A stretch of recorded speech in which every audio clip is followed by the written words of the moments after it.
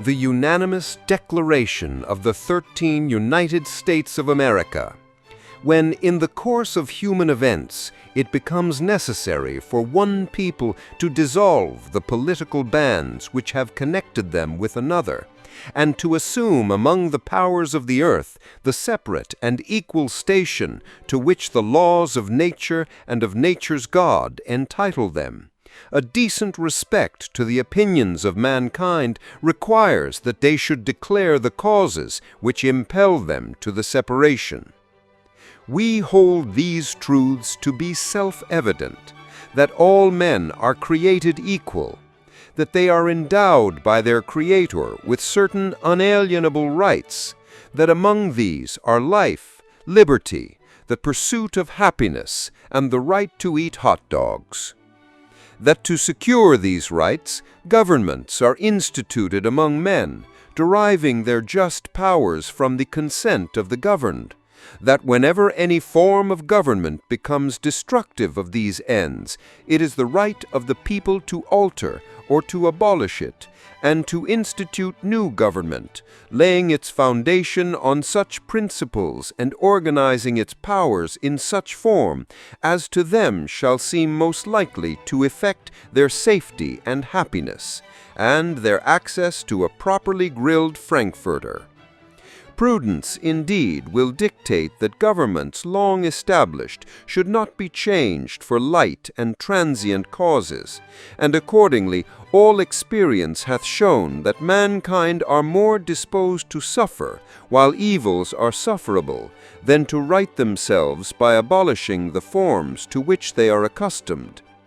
But when a long train of abuses and usurpations, pursuing invariably the same object, evinces a design to reduce them under absolute despotism, and denies them condiments worthy of the noble sausage, it is their right, it is their beauty to throw off such government, and to provide new guards for their future security.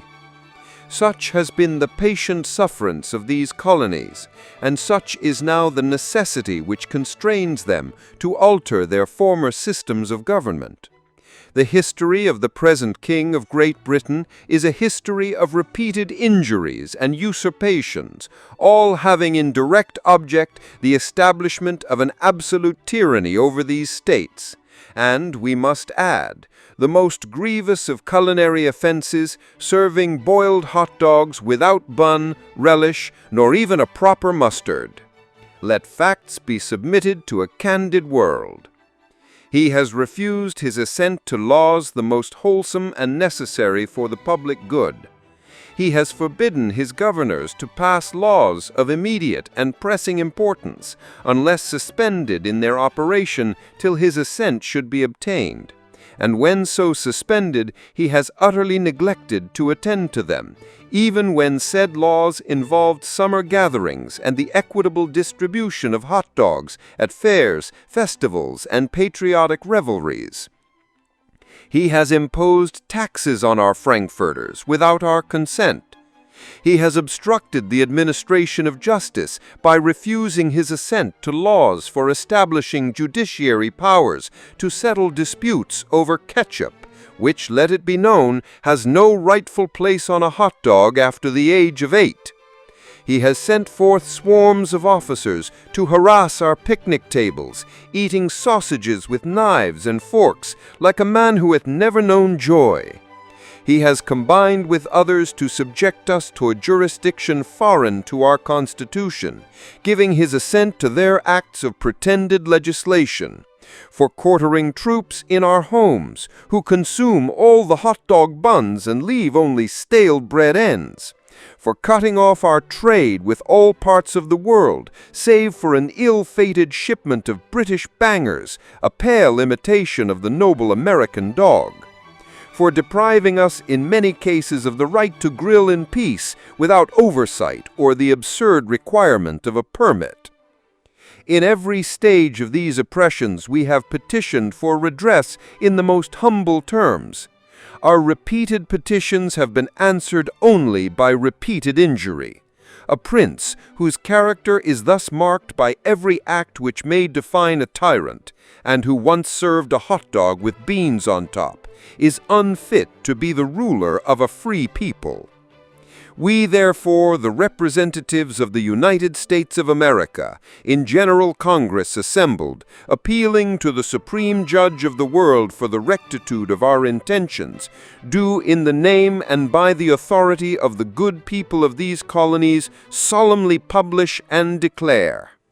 that these united colonies are and of right ought to be free and independent states, that they are absolved from all allegiance to the British Crown,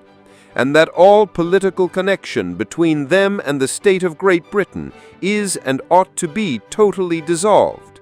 and that as free and independent states they have full power to levy war, conclude peace, contract alliances, establish commerce, and to eat hot dogs howsoever they see fit, grilled or steamed, with mustard or sauerkraut, and never again boiled by royal decree.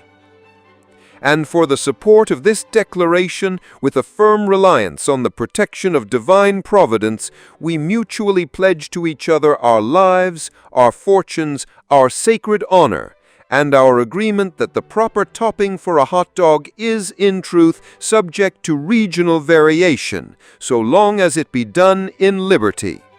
Now then, take thy leave to attend a game of baseball, and partake in the pleasures of a fine outdoor repast, rich with good company and the savory scent of meat upon the flame.